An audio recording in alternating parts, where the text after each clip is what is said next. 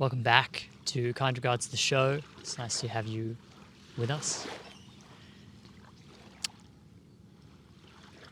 The Victorians, the Victorians had quite a strict sort of social code. Their interactions with each other, at least in the high society, was really rigid, or I suppose like rigidly codified. Politeness was up next to godliness, and everything was very proper. There was a very, like I said, rigid set of social rituals that had to be fulfilled in order for a person to be well-mannered, which of course was the highest virtue. These things were later sort of thrown out. I don't know the exact history, but, bear with me for these broad brushstrokes. You have the First World War, which, births modernism and things like that, rips away the sort of this facade of like social nicety, that everything is under control, that empire is, everything's cool and Gucci.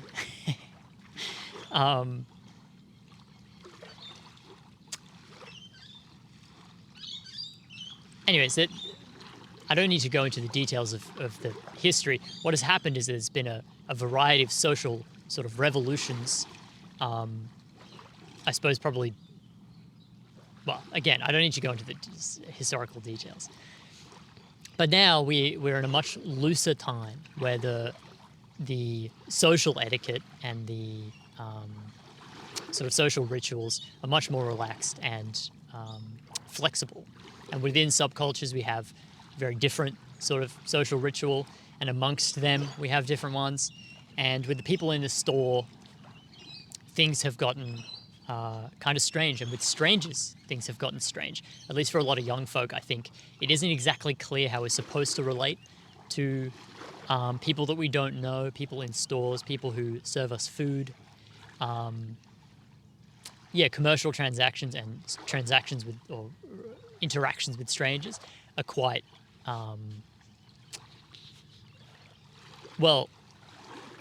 they can be quite shallow. They can be quite shallow and robotic.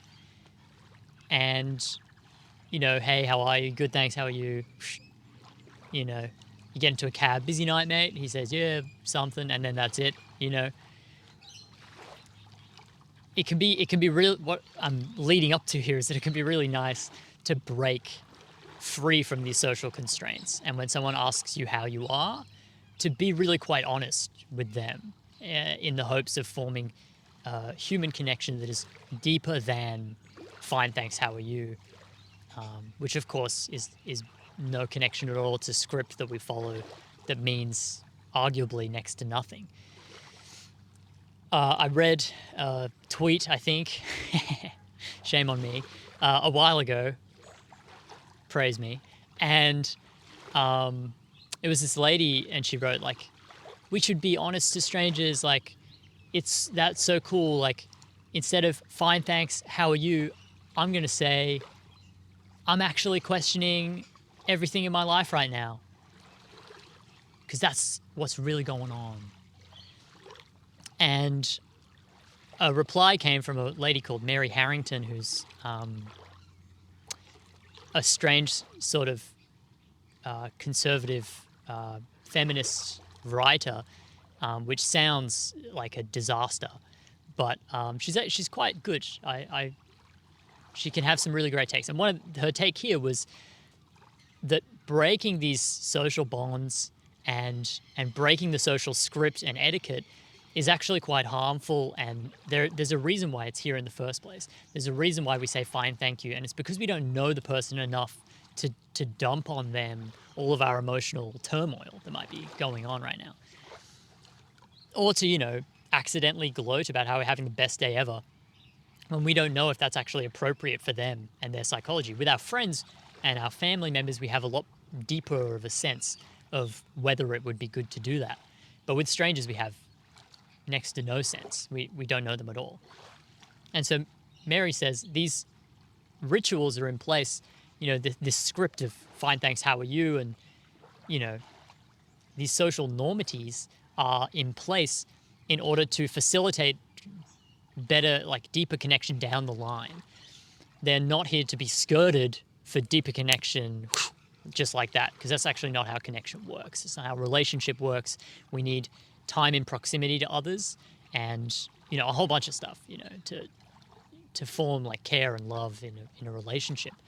Unless, of course, we're enlightened or the Dalai Lama or something, in which case, we can skip straight to like treating people like they're an old friend or someone that we're deeply in love with. But for most of us, it's not the case, and we should follow the rules in order to not sort of cause some kind of damage or discomfort by overstepping them. That was Mary Harrington's point here. But essentially, I think she's right that it can be selfish and irresponsible to sort of dump your feelings on someone who has not really consented to such. They've not gone through the processes, the social processes of signaling that they're ready to receive how you're really doing. But at the same time, I think there's a balance. What we can do and what feels good when I do it is what I've written down in my notebook stupidly as giving a little bit of extra sauce, which is, I suppose, my way of saying that there is a balance between the dishonesty of the script and the brutal, vulnerable, oversharing honesty of, I'm questioning everything, or like, I'm actually quite depressed today. How are you? There's a balance here. And I've just got some examples. I guess this is like more of a practical video, or like, well, I'm not sure what it is, but my examples here, I've written, do the social graces with some extra sauce. Ask how someone is twice with extra detail. This is really solid, because the first one, you're just going through the motions and you're not actually signaling to someone that you care about how they're doing, how their day is going. But asking a second time signals more so that you're actually interested in more of an answer than just fine, thanks. And adding a little bit of detail in the question is similarly, you're inviting them in. So to say, like, how's the shift going? Or, how was your morning? Or, oh, did you just clock on? Oh, well, how did you have a nice morning before you came in? Or do you have any nice plans for the afternoon when you clock off? Something like that. Shows that you're actually interested in their lives in some sort of a deeper way than the social graces are, or the social rituals have permitted you to be.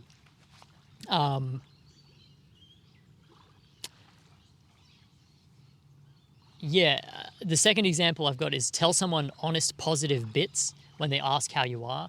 Positive, of course, because we don't want to affect people negatively if we can help it. Bits because you don't want to go on a big spiel about how good things are for you, because that can be quite, I suppose, rude. But when someone asks how you are, you can say that you had a really lovely morning, or you actually got time to go to the beach this morning and that was really nice. That was a real treat for you. You had a phone call with a friend, whatever nice thing happened. I had actually the best breakfast I've had in a while. So things are going really good for me. Thanks for asking. That, again, is in my mind, it's permitting people to do the same back to you. It's saying, I'm willing to share detail of myself, and in conjunction with these questions, I'm actually willing to hear detail from you if you're okay with that, if you are ready to offer that to me. It's this vulnerability begets vulnerability thing. In deeper relationships, this is true. I don't want to apply this to strangers or commercial transactions, but in deeper relationships, when you are vulnerable and honest with someone, it creates space for them to step into that zone and do the same thing. So it's a similar sort of deal, giving someone some honest, positive bits.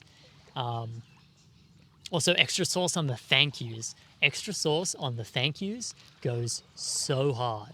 I do it a lot with coffee, because I really like how good the coffee is in Australia. Like basically in every small town, there'll be like a trash coffee shop slash bakery, and then like a really banging, like indie coffee shop that has single origin beans, and like they're like properly trained baristas, and they really care about what they're doing.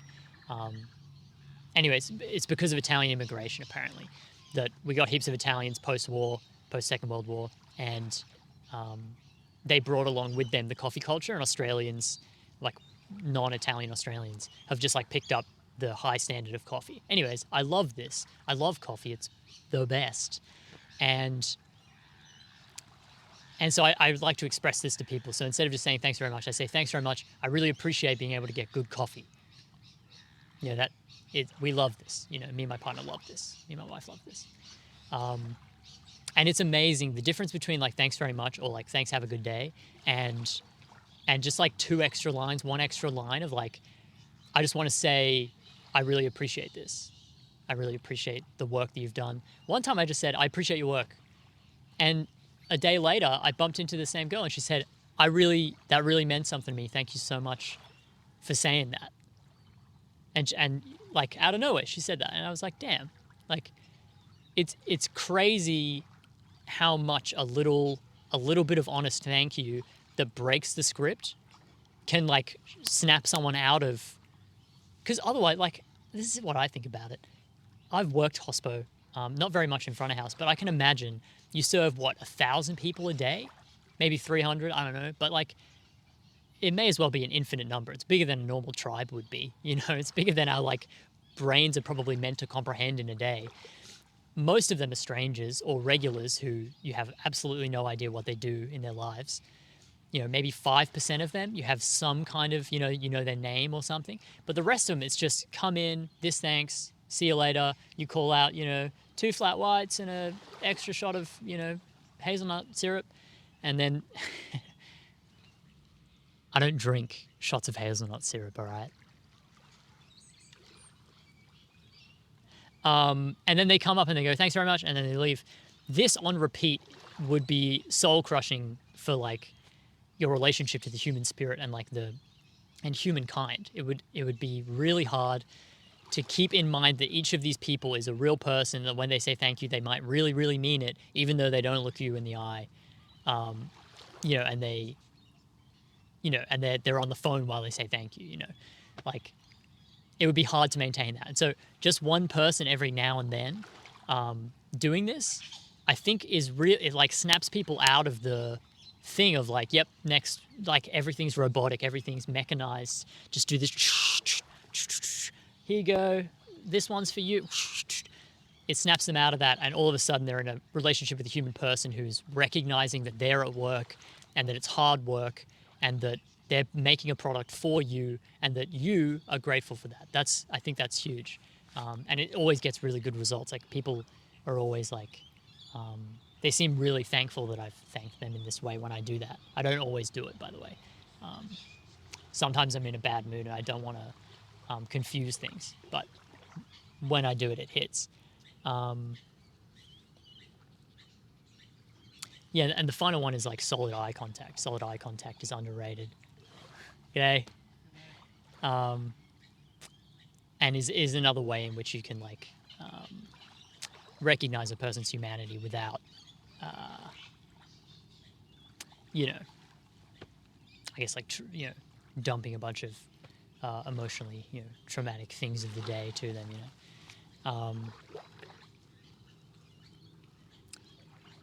The virtues of doing this are, I suppose, like threefold, if not more. It is very quick. It only takes a moment to do these things. And it's a really nice way of, firstly, being in touch with your own gratitude. If you don't thank someone for the coffee that you get when you go to a coffee store or the lunch that, the sushi lunch that you buy, if you don't thank them, it's, well, at least in my experience, it's unlikely that I'm feeling thankful, that I'm like feeling stoked about how lucky I am to have sushi on demand for $12 or whatever.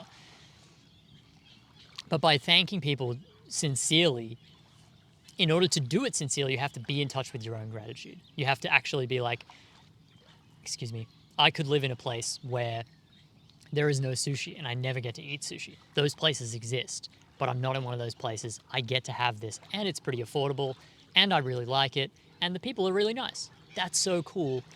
And then you walk up to the counter and you go, "Hey, thanks very much for this. I love your sushi. So thanks for your work." And then you wander off. So being in touch with that gratitude is really good. Feels really good, and is obviously, healthy and really good for us in a bunch of ways. It also shares your gratitude and joy with others. Joy and gratitude, of course, being less like water in a cup that you share out and it diminishes your share. Instead, it's like a candle where you get to light everyone else's candle with your own candle. It does not cost you anything to share joy with other people, share gratitude with other people, and it gives them quite a lot. So it's a zero costs. I like doing things in economic cost benefit analysis. I should find better terms for this so I don't have to speak like an economist. But yeah, it shares joy with others. And this, I think, is maybe my favorite point. It represents the goodwill of the general public. Because I'm not me to the barista, I'm not Will, who has a YouTube channel and thinks about ideas. I'm just some punter. Like, I'm just some normal person who they don't give a about. And I'm a member of the general public. And so by doing this, I actually increase the stock of the general public in the barista's eyes. Like, the more people that are thankful, the more faith they have in people, and the deeper and sweeter their relationship is with their customer base. So there's something nice about, it's not just a gift to yourself because you are in touch with your own gratitude. It's not just a gift to the person who you're speaking to because it's sharing joy and gratitude with them, but it's also a gift to every other customer because you are representing them as a customer when you walk up to the thing. And when you, yeah, does that make sense? I think that's pretty sick. That's pretty ill that, like, you get to, the grouchy lady next to you is perceived slightly sweeter because you say thank you every time. I think that's really nice. And then the final sort of PS note is that we shouldn't push it. Nobody owes me anything. When I try and be, a little bit honest or a little bit playful with someone, and they want to stick to the script, it doesn't take me very long, and I've learned this over time, to just get back to the script. If someone wants to be in the script, they're allowed to be. That's their choice. It's easy to be in the script, and when we're not feeling good, it's a comfort to be in the script. Dealing with members of the general public is hard, and I don't want to make it harder for people. I want to make it easier and nicer. So when people reject my sort of advances at, the extra couple questions of how they're doing and the specificity of how they're doing, when they push that away, I don't mind. That's okay. Nobody owes me anything, and it'll either feel right or it'll feel wrong. And if it feels wrong, we gotta let it go.